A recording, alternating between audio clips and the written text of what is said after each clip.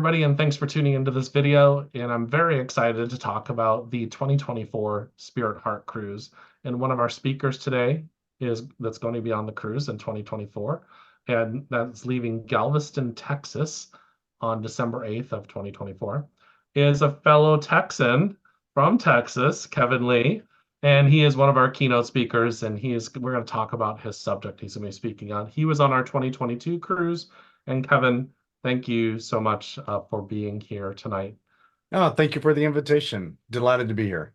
Yeah, absolutely. And so, Kevin, you and I have known each other for, well, honestly, a while, but we didn't actually start Right? talking to each other until about 4 years ago. Mhm. And so, tell us a little bit about what you're excited about for the cruise.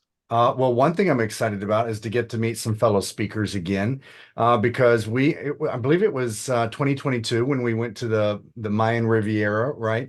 We went to Chuchaban Mayan Temple and got to just experience some of the amazing even spiritual personalities and energies that were in that space.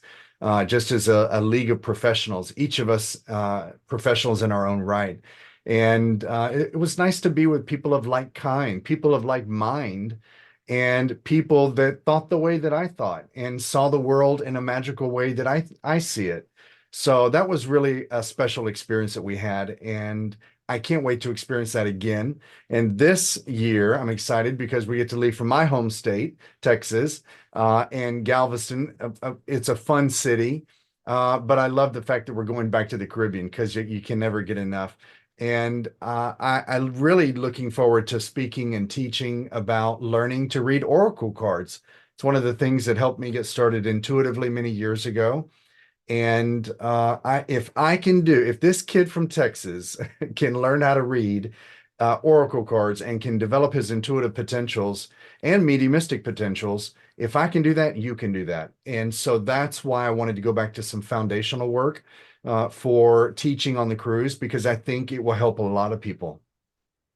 Yeah, absolutely. I'm really excited about this subject and connecting that and helping other people Mhm. because Oracle cards is a beginning for a lot of people, but it also becomes very advanced too. Yes, it does. And so a lot of people I know, when they first start grabbing onto cards to do readings, then they go to Oracle cards. And what type of work would you consider like tarot and Oracle cards? Would you call that? Would you consider that a form of divination or Yep, those what are would you call divinatory tools. And so, divination has been around for thousands of years. It's in all world religion scripture.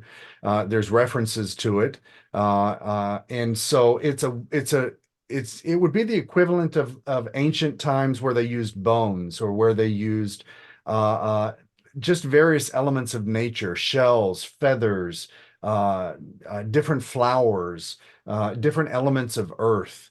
And so the ancients, I'll call them, they began to basically intuit the signs. The signs meant something to them, but also it wasn't just they intuited it. I know that there was spirit personality. There was a spiritual mind in the spirit world. We call those spiritual guides, masters, teachers, ancestors that are influencing their consciousness, influencing their mind to pay attention to certain signs and to ignore others that are in their awareness. And so it's really a process of mindfulness. It's a process of awareness that is stimulated not only by our higher self, but also by spirit personalities. I call them spirit guides, teachers, masters. And so they will have us recognize something as a message of meaning to a recipient or even for myself. And so that's really what oracle cards are at the very base. They're divinatory tools. And there are, I would say, hundreds of types of divination tools out there.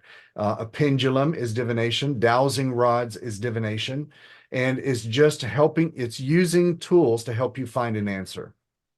Very, very cool. Well, I'm excited about hearing your presentation on the Thank you. cruise. And so, as long as we've known each other, I have heard you speak online, but I Mhm. haven't seen you speak in person. So I'm Oh, excited you're to see missing you. something. I've heard I do a good job in person. all these people I'm talking to. I mean, they're like, "Oh, you got to see Kevin speak Oh, in no, person." you know what's interesting? We've been so virtual for so long with all the changes in the world, and I miss in-person gatherings. I miss the connection with people. And that's what I'm most excited about, is getting to meet people, touch people, hug people, and extend my own community a bit. And I actually have some of my community joining us on the cruise. So I'm excited about that as well. So real quick, are you doing Oracle card readings on the cruise? Are you doing private sessions or I'll be doing what's? private sessions, and I'll be using oracle cards and also my intuitive potentials, my psychic potentials, my mediumistic potentials. And so I'll be doing some private sessions if people are interested, and they can book through the various resources we'll be providing soon enough. And so we'll make time for people, whoever is interested. Perfect. Right. I'm really excited. So one last question, and well, it's kind of not necessarily a question. You and Jesse, one of my business partners for the cruise, had an experience in 2022 at Chochibin.